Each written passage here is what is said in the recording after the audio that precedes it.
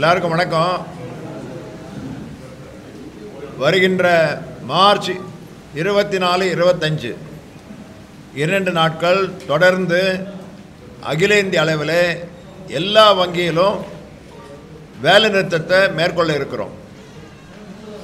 United forum of bank union 9 சங்கங்களுடைய சார்பில் எங்களுடைய கோரிக்கைகளை வலியுறுத்தி இந்த அறைகூவல் விடுக்கப்பட்டிருக்கின்றது.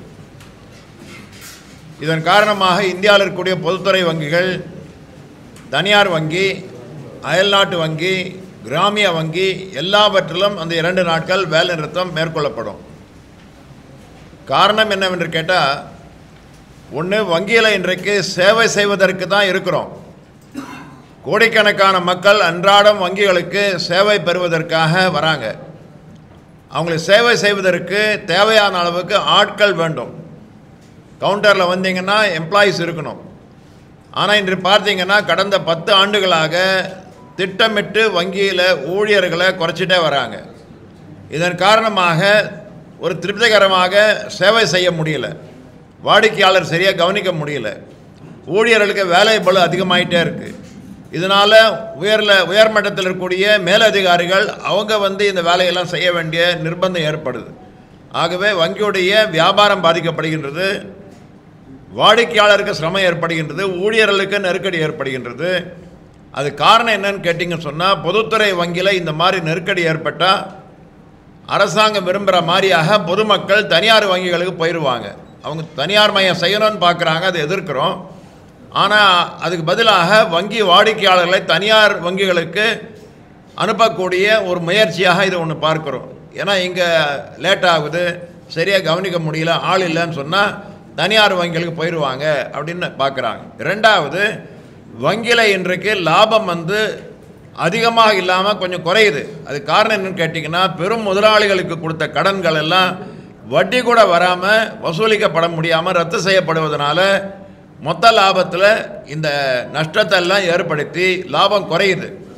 அப்போ லாபத்தை அதிகரிக்க ஒரு பக்கம் வாடிக்கையாளருக்கு இன்றைக்கு வட்டியை குறைக்கிறாங்க, சேவை கட்டணத்தை போடுறாங்க, மறுபக்கத்தில் ஊதிய செலவை குறைக்க பார்க்குறாங்க. அதனால் ஆட்களை எடுக்கவில்லைன்னு சொன்னால் அந்த ஊதியம் மிச்சம். இரண்டாவது இன்னொரு முயற்சி என்னன்னு கேட்டிங்கன்னா, அந்த பர்மனண்ட் வேக்கன்சிஸ், நிரந்தர இடங்களை எல்லாம் இன்றைக்கி தனியாருக்கு ஒப்பந்த முறையில் இன்றைக்கு வெளியேற்றம் செய்ய பார்க்குறாங்க. ஏன்னா ஒப்பந்த ஊழியர்களுக்கு குறைவான சம்பளம் தான் கொடுக்குறாங்க.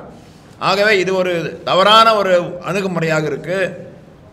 எல்லாரும் நம்பிக்கையாக இருப்பது பொதுத்துறை வங்கிகள் தான். ஆகவே மக்கள் வராங்க, அவங்களுக்கு சேவை செய்யக்கூடிய அளவுக்கு ஆட்களை இன்றைக்கு நியமனம் செய்ய வேண்டும். குமாஸ்தாக்களாக இருந்தாலும் சரி, அதிகாரிகளாக இருந்தாலும் சரி, கடல்நிலை ஊழியர்களாக இருந்தாலும் சரி, துப்புரவுத்துறை ஊழியர்களாக இருந்தாலும் சரி, அதெல்லாம் நிரப்ப மாட்டேங்கிறான். சுமார் ஒரு 2 லட்சம் இடங்கள் காலியாக இருக்குது. இந்தியாவில் இவ்வளவு இளைஞர்கள் படிச்சுட்டு வேலை இல்லாமல் இருக்கிறாங்க. அது அரசு துறையில், வங்கித்துறையில், பொதுத்துறையில் இங்கே தான் வேலை கிடைக்கும். அப்போ பொதுத்துறை வங்கியில் இந்த மாதிரி ஆட்களை எடுக்கலைன்னு சொன்னால் இளைஞர்கள் அவங்க எதிர்காலம் என்ன, படித்த பிறகு எப்படி வேலை கிடைக்கும்? ஆகவே இதை வலியுறுத்தி நாங்கள் போராடிக்கிட்டு இருக்கிறோம். ரெண்டாவது விஷயம், இன்றைக்கு எல்லா இடங்களிலும் அரசாங்கத்துக்கும் சரி, ரிசர்வ் வங்கியிலும் சரி, நிதித்துறையில் பல இடங்களில் பார்க்குறோம், இன்சூரன்ஸில் பார்க்குறோம், அது மாதிரி பொதுத்துறையில் பார்க்குறோம். சனி ஞாயிறு 2 நாட்கள் விடுமுறை, 5 நாள் வேலை, 2 நாள் லீவு. ஆனால் வங்கியில் மட்டும் பார்த்திங்கன்னா எங்களுக்கு 6 நாள். ஆக எல்லா சனி ஞாயிற்றுக்கிழமையும் இன்றைக்கு லீவு விட வேண்டும், விடுமுறை வேண்டும் அப்படின்னு கேட்டுக்கிட்டு இருக்கிறோம். இது போன ஆண்டே நிர்வாகங்கள், வங்கி நிர்வாகம் IBA அவங்க ஒத்துக்கொண்டு அதை ஒன்றிய அரசாங்கத்துக்கு பரிந்துரை செஞ்சுருக்கிறாங்க. ஆனால் ஒரு ஆண்டாக இன்றைக்கு அது பெண்டிங்கில் இருக்குது, நிலுவையில் இருக்குது. இவ்வளவு அவங்க சொல்கிறாங்க, நாங்கள் திறமையாக வேலை செய்கிறோம் எங்கள் அரசாங்கம்னு சொல்கிறாங்க. இது என்ன திறமை? 1 வருஷம் பெண்டிங்கில் இருக்குது. எல்லா இடங்களும் நடக்கிறது தான் இது. திங்கள்லேருந்து வெள்ளி வரைக்கும் வேலை செய்வோம், சனி ஞாயிறு லீவு. அப்போ அதை இன்றைக்கி நாங்கள் வலியுறுத்தி அதை ஏற்கனவே பரிந்துரை செய்த மாதிரியாக அமுல்படுத்த வேண்டும். மூன்றாவது, இப்போ ஆட்கள் பற்றாக்குறையின் காரணமாக இன்னொரு பிரச்சனை வந்திருக்கு. வாடிக்கையாளர் வராங்க, அவங்களுக்கு திருப்திகரமாக சேவை இல்லை அப்படின்னு சொன்னால் ஆத்திரப்பட்டு கோவப்பட்டு ஊழியர்களை இன்றைக்கு வசைப்பாடுவது ஒரு பக்கம், அதுக்கு மேலே போய் இன்றைக்கு வன்முறையில் இறங்கி அடிக்கிறாங்க, தாக்குதல் செய்கிறாங்க. அப்போ பாதுகாப்பு இல்லாமல் ஊழியர் இருக்கக்கூடிய நிலைமை பல இடங்களில் பார்க்குறோம். இப்போ பீகாரில் பார்த்தீங்கன்னா கத்தியால் குத்திட்டான். இந்த மாதிரி அடிக்கிறாங்க, இதெல்லாம் வருது. ஆகவே பாதுகாப்பு வேணும்னு கேட்குறோம். சம்பவம் நடந்த பிறகு போலீஸில் போய் புகார் கொடுத்து நடவடிக்கிறது வேறு. ஆனால் கிளைகளில் ஊழியர்கள் வேலை செய்கிறாங்கன்னா, அதிகாரிகள் வேலை செய்கிறாங்க, மேனேஜர்கள்லாம் இருக்கிறாங்கன்னா, பாதுகாப்பு அப்படின்னு சொன்னால் ஆயுதம் தாங்கிய காவலர்கள் எல்லா கிளையிலும் இருக்கணும். 1,00,000 கிளைகள் இன்றைக்கி இருக்குது. அதில் இன்றைக்கு முன்னாள் இராணுவ வீரர்கள் அவங்களாம் இருக்கிறாங்க, செக்யூரிட்டி ஸ்டாஃப், ஆர்ம்டு கார்டு.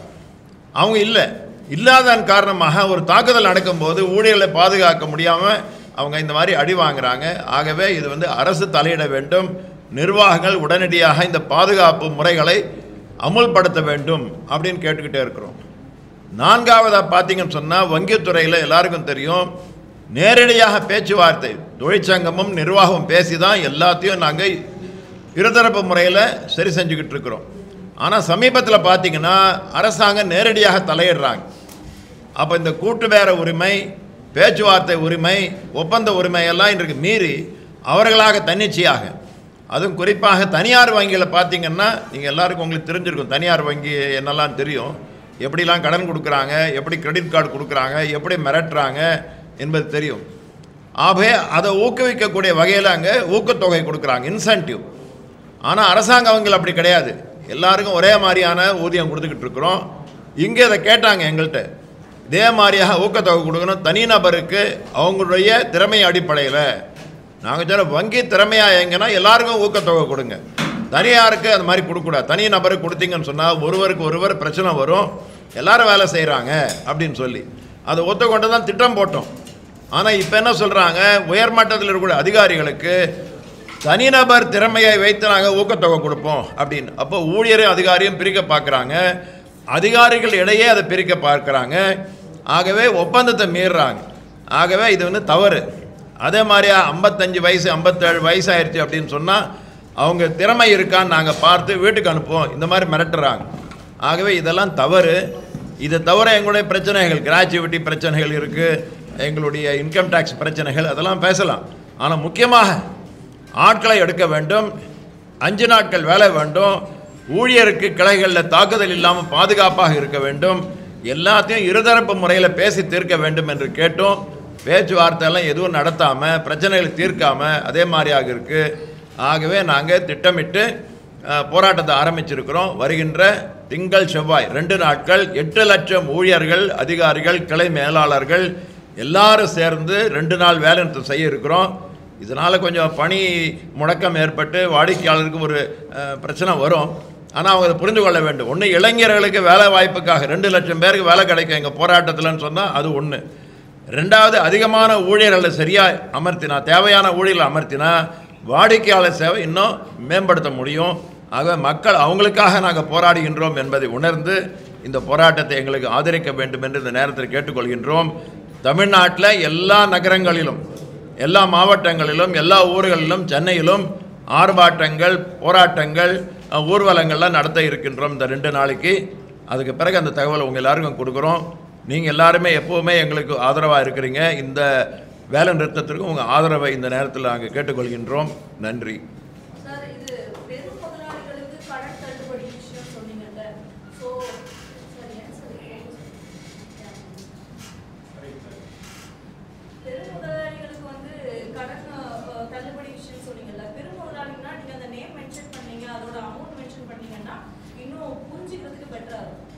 கொடுக்குறோம். இப்போ குறிப்பாக பார்த்தீங்கன்னு சொன்னால் அதானி உங்களுக்கு தெரியுமா, பெரும் முதலாளியா? கரெக்டா? அவருக்கு பல கம்பெனிகளை வாங்குவதற்காக அந்த ஒரு 12 கம்பெனிகளுக்கு வங்கிகள் 60,000 கோடி ரூபா கடன் கொடுத்துருந்தாங்க. துறைமுகங்கள், மற்ற தொழிற்சாலைகள்லாம் அவங்க பணம் கட்டலை. அந்த பணம் கட்டலைன்னா அவங்க மீது நடவடிக்கை எடுத்து பணத்தை வாங்கியிருக்கணும். ஆனால் அதானி அந்த கடன்களை கடனை நான் வாங்கிக்கிறேன் அப்படின்னு சொல்லி கேட்டார். இந்த வங்கிகள் அவருக்கு 15,000 கோடி ரூபாய்க்கு விற்பனை செஞ்சுருக்கிறாங்க. 60,000 கோடி ரூபாய் பெருமானம் உள்ள கடன்கள். அப்படின்னா சொத்து 1 லட்சம் கோடிக்கு மேலே இருக்கும். 1 லட்சம் கோடி சொத்து இருந்தால் தான் 60,000 கோடி ரூபாய் கடன் கொடுத்துருப்பாங்க. அதை 15,000 கோடிக்கு அவருக்கு விற்பனை பண்ணியிருக்கிறாங்க. அப்போ இந்த வராக்கடனை விற்பனை செய்வது என்பது எதை விற்பனை பண்ணணும்? தொழிற்சாலையில் உற்பத்தி பண்ணி அதை விற்பனை பண்ணணும். ஆனால் புதிய ஒரு சந்தை இப்போ வராக்கடன் விற்பனை பண்ணுறாங்க. அதுவும் குறைஞ்ச விலைக்கு 60,000 கோடியை 15,000 கோடி ரூபாய்க்கு விற்பனை பண்ணியிருக்கிறாங்கன்னா யாருக்கு லாபம்? அதானிக்கு லாபம். ஆக இது ஒன்று. இது மாதிரி பல பேர் வாங்கியிருக்கிறாங்க. அந்த பட்டியல் அப்பப்போ போட்டுக்கிட்டு இருக்கிறோம். நீங்கள் கான்டாக்ட் பண்ணிங்கன்னா கொடுக்குறோம் யார் யாருக்கு அப்படின்னு சொல்லி நாங்கள் லேட்டஸ்ட்டு நாங்கள் கொடுக்க தயாராக இருக்கிறோம். ஒன்றும் பிரச்சனை இல்லை. ஆனால் இது நடந்துக்கிட்டே இருக்குது. 70% 80% தள்ளுபடி. பொங்கல் தீபாவளி சிறப்பு தள்ளுபடியெல்லாம் 10% தான். ஆனால் வங்கி கடன் வராக்கடனுக்கு மட்டும் தள்ளுபடி பார்த்தீங்கன்னா 50%, 60%, 70% தள்ளுபடி பண்ணி வங்கிகளுக்கு நஷ்டம் ஏற்பட்டு அந்த நஷ்டத்தை ஈடுகட்ட உங்கள் தலைமையில் சுமையை சுமத்துறாங்க. நீங்கள் வங்கிக்கு வந்தீங்கன்னா சேவை கட்டணும். வங்கியில் டெபாசிட் போட்டிங்கன்னா அந்த வைப்பு தொகைக்கு கொடுக்கக்கூடிய வட்டி குறையுது. ஆக மக்கள் இதை புரிந்து கொள்ள வேண்டும். ஏதோ நாங்கள் போராடுறோம் அப்படிங்கிற மாதிரி நினைக்கிறாங்க. ஆனால் இது மக்கள் இதெல்லாம் சேர்ந்து எங்களோட சேர்ந்து போராடினா இன்னும் நிர்பந்தத்தை அரசாங்கத்துக்கு கொண்டு வர முடியும்.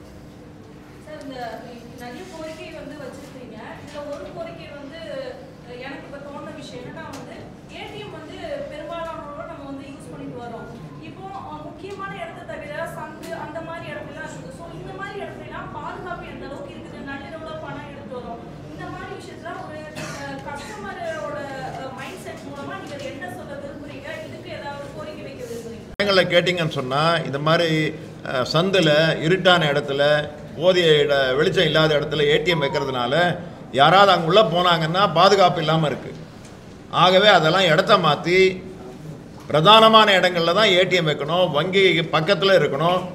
சரியான சிசிடிவி கேமரா இருக்கணும். வெளிச்சம் இருக்கணும். இதெல்லாம் நாங்கள் கேட்டுக்கிட்டே இருக்கிறோம். ஆனால் அவங்க செலவு அப்படிங்கிறாங்க. அதுதான் இப்போது போன ஆண்டு 2024 மார்ச் மாதம் பார்த்தீங்கன்னு சொன்னால் 1,15,000 கோடி ரூபாய் வராக்கடனுக்காக ஒதுக்கி இருக்கிறாங்க. அதனால் லாபம் குறைவு. அதை இந்த மாதிரியாக குறைஞ்ச வாடகைக்கு ஒரு இடத்துல போயிட்டு ஏடிஎம் வைக்கிறாங்க, அங்கே சேவ் பண்ணுறாங்க. ஆகவே இந்த வராக்கடனை வசூலித்தாங்கன்னு சொன்னால் வாடிக்கையாளருக்கு நிறைய நன்மைகளை பண்ண முடியும். அதை நாங்கள் கோரிக்கையாக தொழிற்சங்கங்களை வச்சுருக்கிறோம்.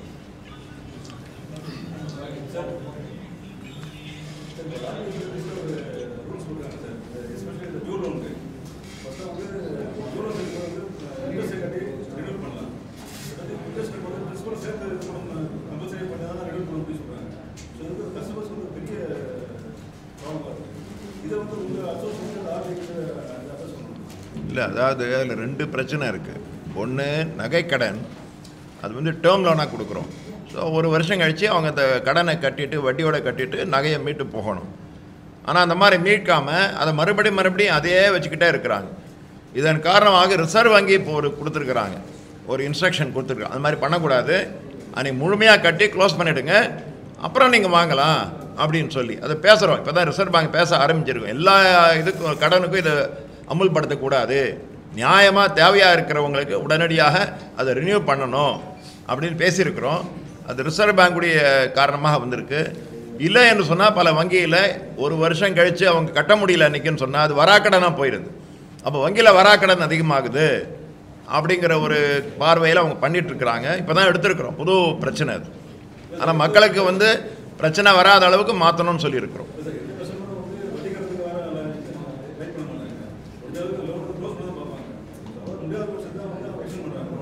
இல்லை, நகை கடன் வந்து டேர்ம் லோனை தான் கொடுக்குறோம். நீங்கள் நகையை வச்சு இன்றைக்கி 1 லட்ச ரூபா வாங்குறீங்கன்னா ஒரு வருஷம் கழித்து வட்டியோட 1 லட்சத்துக்கு கொடுத்துடணும்.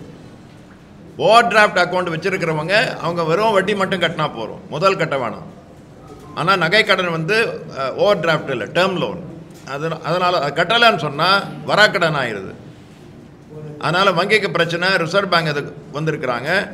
ஆனால் வாடிக்கையாளருக்கு நெருக்கடி இல்லாத மாதிரி அந்த திட்டத்தை மாற்றணும்னு பேசியிருக்கிறோம்.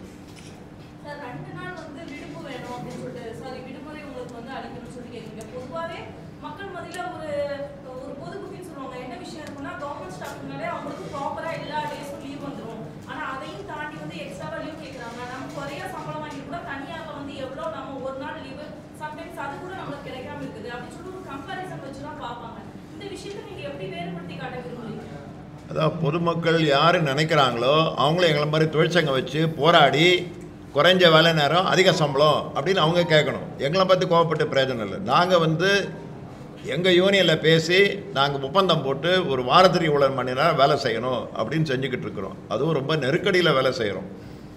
2வது, இந்த சனிக்கிழமை லீவ் விடுங்கன்னு சொன்னால் அது எக்ஸ்ட்ரா கேட்கல, அது பதிலாக திங்கள்லேருந்து வெள்ளிக்கிழமை வரைக்கும் கூடுதலாக வேலை செய்கிறோன்னு ஒத்துட்ருக்குறோம். ஆகவே இது பொதுமக்களுக்கு நாங்கள் புரிய வைக்கிறோம். அரசாங்கம் ஒத்துக்கிட்டோம். அரசாங்கம் ஒத்துக்கிட்டான்னா பொதுமக்களுக்கு புரிய வைக்கலாம். நாராயணமூர்த்தி சுப்பிரமணியம் சொல்கிறாங்க 90 மணி நேரம் வேலை செய்யுங்க. அவங்க பொதுமக்கள் இல்லையே, அவங்களும் சொல்கிறாங்க ஏன் வேலை குறைக்கணும், நிறைய வேலை செய்யுங்கன்ட்டு.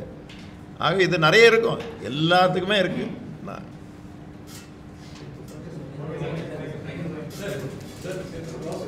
சொல்லுங்கள்.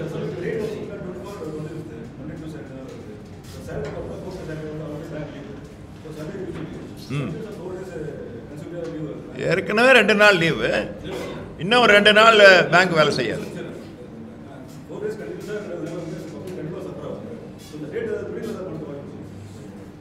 வேறு அடுத்த முறை பார்க்கலாம்.